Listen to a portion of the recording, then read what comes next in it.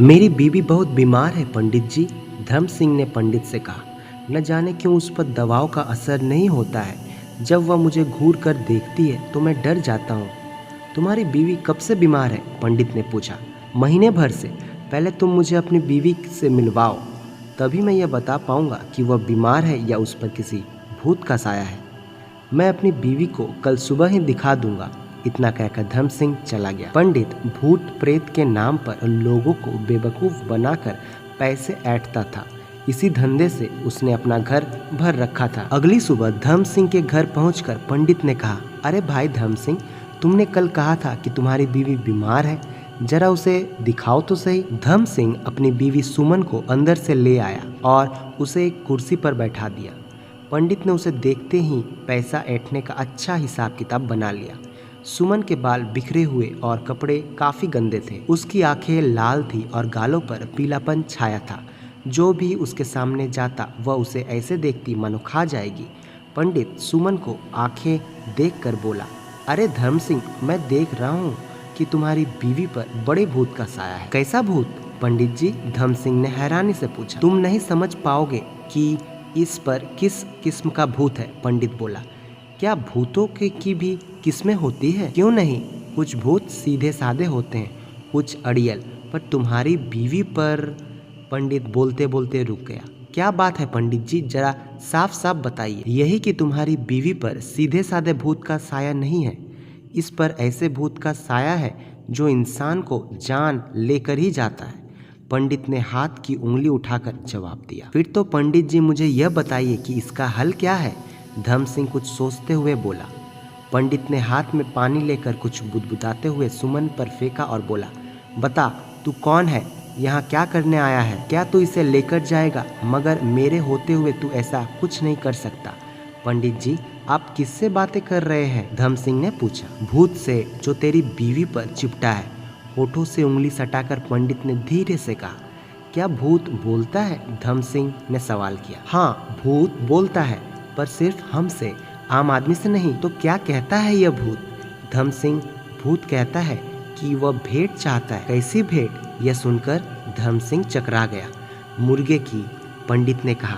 पर हम लोग तो शाकाहारी हैं। तुम नहीं चढ़ा सकते तो मुझे दे देना, मैं चढ़ा दूंगा। पंडित ने रास्ता सुझाया। पंडित जी, मुझे एक बात बताओ।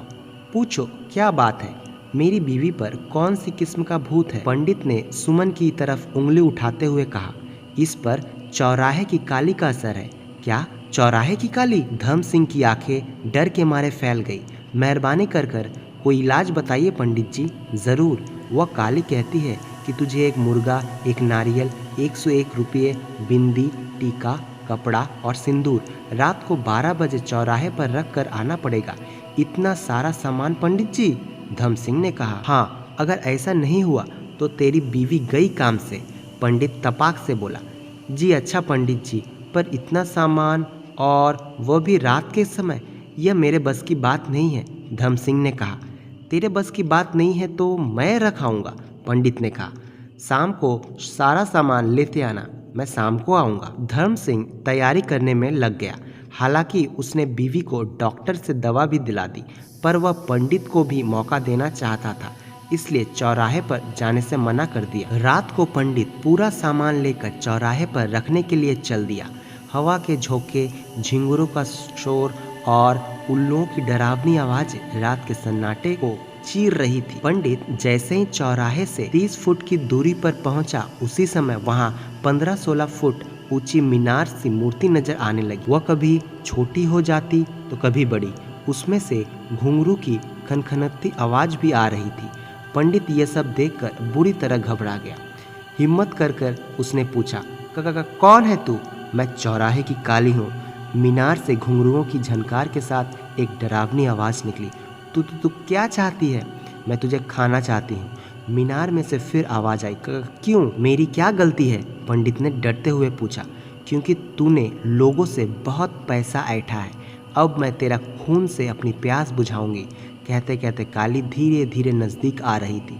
पंडित के हाथों से सामान तो पहले ही छूट चुका था। जह उसने मुड़कर पीछे की तरफ भागना चाहा, उसका पैर धोती से अटक गया और वह गिर पड़ा। जब पंडित को होश आया तो उसने अपने आप को बिस्तर पर पाया। वह उस समय भी चिल्लाने लगा, बचाओ बचाओ, चौराहे की काली मुझे खा जाएगी। कौन खा जाएगी? कैसी काली पंडित जी? पंडित के कानों में धर्म सिंह की आवाज़ गूंजी। पंडित ने आंखें खोली तो अपने सामने धर्म सिंह और वह गांव के तमाम लोगों को खड़े पाया। पंडित फिर बोला, चौराहे की काली? नहीं पंडित जी, आप बिना वजह ही डर गए हैं, वह काली नहीं थी।